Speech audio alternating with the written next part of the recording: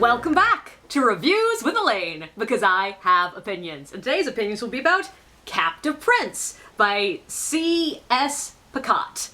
Okay, so this book was way more adult than I was expecting it to be. Like, I knew the premise of this. This is not one of those books that I bought without even reading the back, but somehow it did not click that this book was going to be spicy to me. I don't know why, but I really thought it was going to be YA. But this book is both spicy and weirdly not as spicy as I thought when I was like 2 chapters in. So what is this book? Captive Prince introduces us to Damon, a prince of Aklios. When Damon's father dies, instead of taking the throne, he finds himself unexpectedly kidnapped and thrown into slavery on the orders of his half-brother Castor. Worse yet, his brother sends him as a gift to a prince of their neighboring kingdom, Vir. Vir and Aklios were at war just 6 years ago and are traditional enemies. Even worse, Damon was the man who struck down Vir's previous very popular crown prince in battle. He knows that if anyone figures out who he really is, the kindest fate he could hope for would be a swift death. Now he has to play the role of a pleasure slave in the wildly decadent Vir court, the plaything of the frigid but cruelly intelligent Prince Laurent. Laurent hates the Acleon people because he lost his father and his brother in the war, and now he is waiting to reach his 21st birthday so he can take over the Vir throne from the regent, his uncle, who he detests. Damon finds himself a helpless pawn in a court where betrayal is a given, subjugation is entertainment, and he is seen as little better than an animal. His only chance of an ally is Laurent himself, who he hates and who hates him in equal measure. He'll have to sacrifice his pride and play a game he is wildly ill-suited to if he hopes to live long enough to escape, get home, and hopefully help his people. And that sounds like a pretty normal court intrigue book, right? Like, there's one line in there that might have clued you into what's really going on here. And yeah, it largely is, but set in a world that was very, very reminiscent of a realistic version of the Kingdom in Anne Rice's Sleeping Beauties books. Like, both the Acleon and the Varisian people keep pleasure slaves, but the court of Vir has no taboos against using them in public. The palace holds, like, nightly entertainments where their pets show off their skills, and I am not just talking about juggling here, but the thing I find sort of wildly entertaining about all this is while this book is drenched in sex, and the premise, with Damon being Laurent's pleasure slave, is set up for the main characters to be boinking like bunnies, they just aren't. Sort of spoilers here, but Damon mostly manages to avoid participating in what's happening around him. He gets touched in ways he is certainly not happy with, and gets one unwilling blowjob, but by the end of the book, the enemies to lovers are still just mostly enemies. It's very clear we are heading towards them eventually being lovers, but I'm guessing that's going to be in book 2 or probably 3. But yes, warning, there is a lot of sexual violence happening in this book. Mostly in the background, but there are some rather explicit scenes, including references to sexual violence against underage characters. Or really one underage character. The book does very much treat this as a bad thing, but it's there. There's also physical abuse and just sexual slavery. So keep that in mind if you decide you want to pick this book up. And be aware that the subjects are going to come up in this review because there's really no way to talk about this book and avoid them without misrepresenting the book. But the treatment of sexual abuse as a bad thing is what gives this book a much less erotica vibe and a much more realistic tone than the Sleeping Beauty books. Damon, our POV character, is horrified by the violence on display and actively tries to stop some of it. At least I get the impression that Laurent also likely is not happy with what's going on, though it is somewhat hard to tell because he's not exactly a character that reveals his real thoughts and desires much at all. He is constantly planning, scheming, and playing people like pawns. But it is a major part of the plot that he almost never participates in the spicy entertainment of the court. He rarely shows up to watch the shows, he has never kept a pet, and he has never been known to take a lover. At this point in the series, it's unclear if that's because the character is somewhere on the asexual spectrum, has some trauma that is making him uncomfortable with sexual things, or just strongly disapproves of what the hell is happening around him. But oh my god, is he such an interesting character! I love how much we don't know about him by the end of the book. It's clear that the actions he takes, from the actions that he takes, he's not actually as cruel, spoiled, and cold as he seems on the surface, but all we've seen by the end of book 1 is really cracks in the shield around him that keep him safe. And I love the way the book balances him as this incredibly powerful character. He will be king in a few months, if he can make it that long. He is clearly the smartest person in almost every room. He is able to manipulate people around him easily, but he's also in a position where clearly only his wits are keeping him alive in this pit of vipers. He is a great character that I really desperately want to know more about. But I will say, one of my favorite things about this book is the fact that the main character, our POV character, Damon, is a bit of a dumbass. He misses really obvious things throughout the book. He says shit he should not. He doesn't realize he's being manipulated until way too late, over and over again. And the book handles it perfectly. We as readers are not seeing anything he didn't see, but we get the obvious hints that he sees and just does not notice, because he's assuming something else is going on. He is a very straightforward person who comes from what, at least in his opinion, is a much more straightforward culture, and so he literally doesn't click. It doesn't occur to him to look for the subtext or the hidden meaning behind things people are saying to him.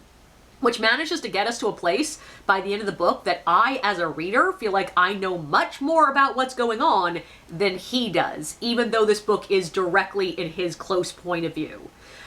There are some things that he was able to figure out before I did. Usually it's because there's literal information that he had that had not yet been revealed to me, and that allowed us to have a character that makes the reader feel smart because we are figuring things out before him, but still holds on to some big reveals for later and does not make it utterly infuriating waiting for him to figure shit out. And I particularly like this because, I've said it over and over again, it comes up so often in fantasy novels. I really don't like the unexpected betrayal as a plot point trope. Like, I do not like it when the main character's best friend turns out to be evil. I do not like it when their mentor turns out to be evil. I don't like that. And I just don't like getting attached to a character and then having the author go, oh, you thought that was a good person? Well, turns out they're a monster! And here, yeah, no, I was never surprised by who was a slimy git. Like, it's very clear. And a lot of this comes from Damon's tendency to overlook hidden meaning. And that made Damon a character I also felt instinctively wanting to protect. Like, he is a character you sort of want to reach through and go, oh baby. Even though he is incredibly physically strong, strong-willed, and aggressive. It's a great balance with both main characters within the characters, and a great balance with each other. And one of the things I find really evocative in world building is taboos. And both of these cultures have very strict taboos around sex, and particularly the sex slaves. But in very different ways that are very telling to what's going on in these different cultures. A simple example is that the Achelians don't do public sex, though they have no taboo against public nudity, but, no action there. Whereas the Varangians are fine with exhibitionism.